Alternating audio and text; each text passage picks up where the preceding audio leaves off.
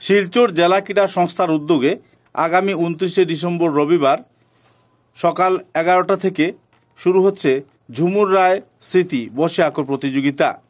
সেই সঙ্গে থাকছে ঝুমুর রায় স্মৃতি আবৃত্তি, রবীন্দ্রসঙ্গীত, নজরুলগীতি ও লোকসঙ্গীত ও রবীন্দ্র নৃত্য প্রতিযোগিতা। আশীর্বাদ বিবাহ ভবনে আয়োজিত হবে এই প্রতিযোগিতা অনুষ্ঠান। জেলা ক্রীড়া সংস্থার পক্ষ থেকে আয়োজিত হচ্ছে এই অনুষ্ঠান। আগামী 4 এবং 5 জানুয়ারি শনিবার ও রবিবার শিলচর জেলা ক্রীড়া সংস্থার বার্ষিক সাংস্কৃতিক প্রতিযোগিতার এই পর্বে অংশগ্রহণে ইচ্ছুক প্রতিযোগীদের সময়মতো উপস্থিত থাকার আবেদন জানানো হয়েছে। এদিন এক সাংবাদিক সম্মেলনে বিস্তারিত তথ্য তুলে ধরেন সহ সম্পাদক অজয় রায়, সম্পাদক প্রণব কুমার দে কল্যাণ এবং সাধারণ সম্পাদক অতনু ভট্টাচার্য। উল্লেখ্য যে প্রবেশ মূল্য থাকছে 50 টাকা। সেই সঙ্গে ক, খ, গ বিভাগে প্রথম কক্ষ থেকে দশম শ্রেণী পর্যন্ত ছাত্রছাত্রীরা অংশগ্রহণ করতে পারবেন।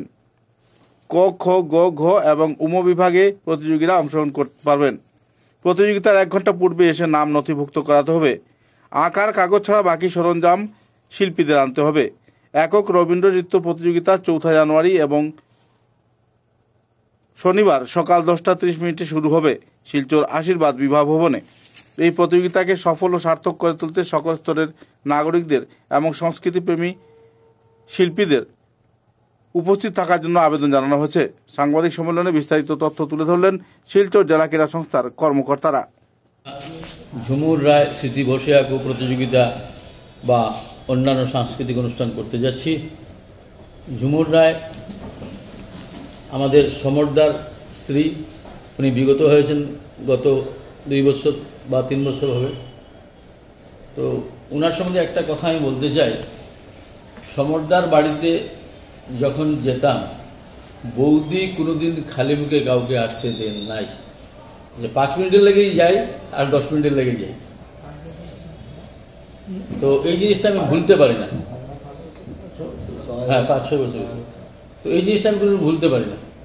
একদম আমি এটা নোট করলে করবা, সত্যি আমি তাদের খুব বেশি শ্রদ্ধা করব। মানে একটু কিছু খাইতেই লাগবো, 1 মিনিটে লেগে গেলো বইতে লাগবো, খাইতে লাগবো। এটা প্রবণতা দেখছি তার মধ্যে। যারা তাদের সম্মান করি, এখানে খুব সব ভালো পাইতা, এর লেগে জিনিসটা আমার মনে লাগে। তার কথা মনে নেবে, এই দিনগুলো মনে হই। তো যাই হোক, ওনার স্মৃতিতে ওনার স্বামী সমর রায়, আমাদের সমরদা, এই বিগত বেশ কয়েক বছর থেকে এই সাংস্কৃতিক কর্মকাণ্ডের প্রতিযোগিতার স্পন্সরশিপ করে যাচ্ছেন। সেই হিসাবে আমরা এইবার 29 ডিসেম্বর 2024 পরশুদিন রবিবার আমরা বসে আঁকো প্রতিযোগিতা শুরু করছি। শুরু হবে বেলা 11টায়। আর স্টুডেন্টদেরকে বলা হয়েছে সবাই 10টার ভিতরে এসে যাওয়ার জন্য, কারণ নাম লিস্টিং আছে, লাইন লিস্টিং আছে, করতে লাগবে, প্রায় ঘন্টাখানেক চলে যায়। তো এবার আমরা প্রতিটি প্রতিযোগিতার প্রবেশ মূল্য বা এন্ট্রি ফি 50 টাকা রেখেছি। আর তার চেয়ে বেশি রাখা ঠিক না, ওই হিসাবে রেখেছি। তার মধ্যেও কিছু কিছু ফোন আমার কাছে এসছে যে যদি একদম কিছু স্টুডেন্ট আছে, ধরেন 10%, তাদের সেই 50 টাকা দেওয়ার ক্ষমতা না থাকতে পারে, এবার কি তাদেরকে পারমিশন দেওয়া হবে? আমি বলছি এরকম যদি স্কুল থেকে পাঠায়, নিশ্চয়ই সাধারণ সম্পাদক বা আমরা সবাই মিলে তাদেরকে আমরা মানে সাদরে গ্রহণ করব। তো এই হলো ব্যাপার। রবিবার আমরা সঙ্গে সঙ্গে কিন্তু রেজাল্ট, 2 জন বিচারক আসবেন, কি সাবজেক্ট ওনাদের বাচ্চাদেরকে দেবেন, 2 ঘন্টা টাইম থাকবে। তারপর বিচারকরা 2 ঘন্টা পরে তাদের কি বিচার করলেন, ফার্স্ট সেকেন্ড থার্ড কি করলেন বলে দেবেন, লিখে দেবেন। আমরা সেই হিসাবে সেই দিনেই সমরদাকে সাথে নিয়ে, আমাদের ডিএসএস কর্মকর্তার সাথে নিয়ে আমরা প্রাইজ ডিস্ট্রিবিউশন করে দেবো সেই দিনে। তারপর আসবে 4 এবং 5 জানুয়ারি আশীর্বাদ বিবাহ ভবন সার্কিট হাউস রোডে যে অবশিষ্ট ইয়েগুলো আছে, প্রতিযোগিতাগুলো আছে, যেমন একক রবীন্দ্র নৃত্য 4 জানুয়ারি 2025 শনিবার সকাল 10:30 আশীর্বাদ বিবাহ ভবন। একটা ক্লাস অনুযায়ী ভাগ করা আছে। তারপরে আমরা 4 জানুয়ারির প্রোগ্রাম শেষ করব না, তারপর আমরা আবৃত্তি প্রতিযোগিতা 4 জনের বিকাল 3 ঘটিকায়, এখানেও 3টি বিভাগ, ক, খ, গ। প্রত্যেকটা বিভাগের আমরা বিচারক 2 জন করে রাখছি। বিচারক অলরেডি আমরা চিঠি দিয়ে দিয়েছি বিচারককে, ওনারা নিশ্চয়ই আসবেন এবং আমাদের সেই বিচার পর্বের কাজটা তারা নিপুণভাবে করে যাবেন। এতে আমাদের কোনো হাত থাকবে না। তাদের বিচারে যে ফার্স্ট সেকেন্ড হবে এটি আমরা প্রাধান্য দেব। তারপর আসবে আবৃত্তি গেল। পরের দিন 5 জানুয়ারি রবীন্দ্রসঙ্গীত ও নজরুলগীতি প্রতিযোগিতা, রবিবার বেলা 1টায় রবীন্দ্রসঙ্গীত ও নজরুলগীতি প্রতিযোগিতা হবে। 1টায় হবে রবীন্দ্রসঙ্গীত আর বেলা 3টায় হবে নজরুলগীতি প্রতিযোগিতা। এখানেও 3টা বিভাগ রেখা হয়েছে, ক, খ, গ। নজরুলগীতি 3টায়, হ্যাঁ, নজরুলগীতি হবে 3টায় আর রবীন্দ্রসঙ্গীত হলো 1টায়। এখানেও 3টা বিভাগ, ক, খ, গ। তারপর আমরা লোকসঙ্গীত প্রতিযোগিতা হবে সেই দিনে রবিবার বিকাল 5 ঘটিকা। এখানে 2টো বিভাগ শুধু, ঘ এবং উম, এই 2টো বিভাগ লোকসঙ্গীত প্রতিযোগিতা করবেন। এখানে ওনারা 3টি বাদ্যযন্ত্র ব্যবহার করতে পারবে। আর প্রত্যেক প্রতিযোগী প্রত্যেকটা বিভাগের যখন যখন টাইম দেওয়া হয়েছে তার 1 ঘন্টা আগে ডিএসএল এনটিপি দিয়ে সবকিছু ঠিকঠাক করে নিতে হবে। তো আরেকটা বিষয়, যদি কোনো আমরা যখন বিচারকরা প্রাইজ দেবেন বা কিছু নাম্বারগুলো দেবেন, যদি কোনো কেউ কমপ্লেন করে যে ওটার ও বিভাগের পড়ে না, এরকম কমপ্লেন কোনো সময় আসে, আমরা কিন্তু সম্পূর্ণভাবে এটা তদন্ত করব যে ঠিক ওই ক্লাসের কি না। যদি ওদের কাছ থেকে কোনো প্রবলেম আসে, নাহলে তো কোনো ব্যাপার না, বিচারকের রায় চূড়ান্ত রায় বলে বিবেচিত হবে। আমাদের কাছে একটাই আছে, যদি কোনো কারণে বিশেষ কোনো কারণ হয় আমরা স্থান পরিবর্তন বা তারিখ পরিবর্তন আমরা কাজ করবো, কিন্তু আশা করি এটা লাগবে না, যেহেতু আশীর্বাদ বিবাহভবন 4 এবং 5 জানুয়ারি এবং ডিএসএল গ্যালারিতে পরশুদিন রবিবার বসে আগে প্রতিযোগিতা হবে। আমার একটাই আপনাদের কাছে আবেদন যে আপনারাই অ্যাকচুয়ালি যতই প্রোগ্রাম থাকুক, আপনারা সারা প্রোগ্রামে মানুষ আনাটা প্রচুর কষ্ট। কারণ যার জন্য আমি আপনাদেরকে বিশেষভাবে অনুরোধ করব, প্রচারটা এইভাবে করবেন যাতে ভিড় হয়, প্রচন্ড ভিড় হয়। এতে গিয়ে আমাদেরও কাজ করতে সুবিধা হয়, স্পন্সরশিপ যিনি উনিও আনন্দ পান। তো ওই ব্যাপারটা আপনারা আশা করি খুব ভালোভাবে আমাদেরকে নিশ্চয়ই করে দেবেন, সবসময় যেরকম করে আসছেন, যাতে আমরা স্পন্সরকে বা জেলা ক্রীড়াশনের পক্ষ থেকে আমরাও আনন্দ পাই। যত বেশি স্টুডেন্ট আসবে আমরা এদের ঠিকমতো করতে পারি তাদেরকে, এটাই আপনাদের কাছে আমার বিশেষ অনুরোধ। কারণ আপনারা ছাড়া, সংবাদ মাধ্যম ছাড়া আমরা চলতে পারবো না।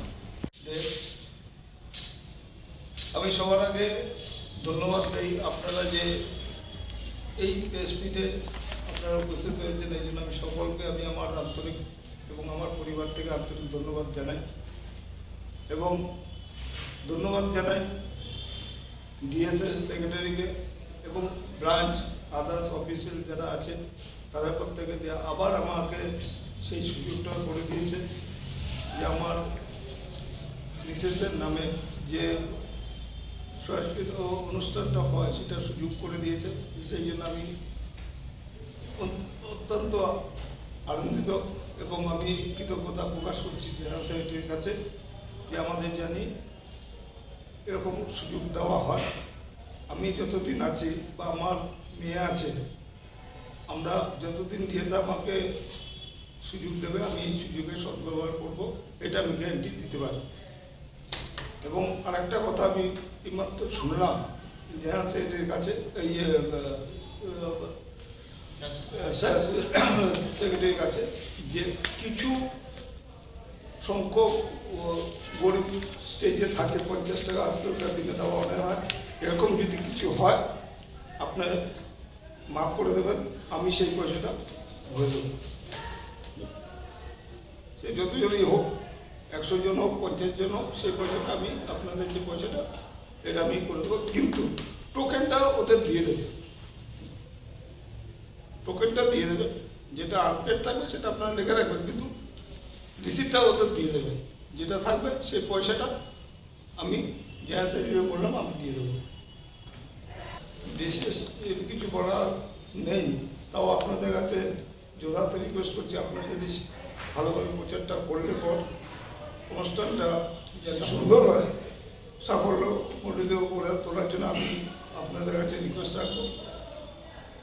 আর আমি এবার আমার যত মতন সমাপ্ত হয়েছিল আমি দিয়েছি, কিন্তু আমি কথা দিলাম যে সেটিকে আগামী বছর আমি দায়িত্ব নেব আর কি।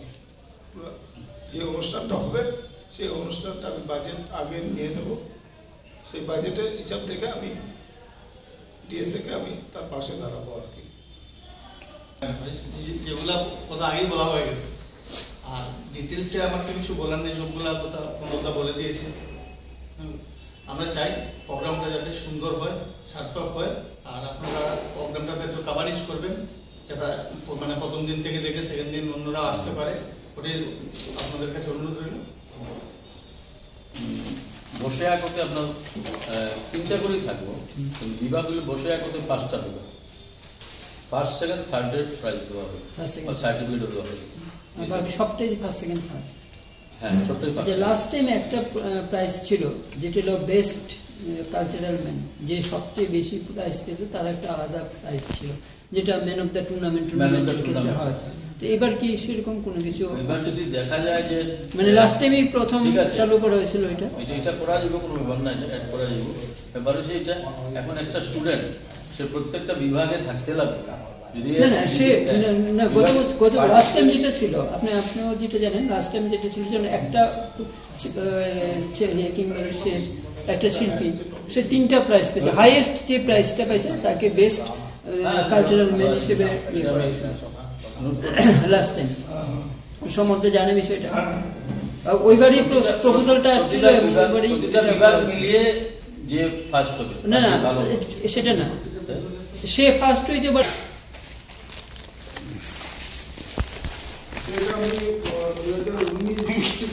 আমি এটার সঙ্গে জড়িত আর কি, আপনার সংসার করতে 19 দিন মাঝখানে 1 বছর ছিল না করোনার জন্য।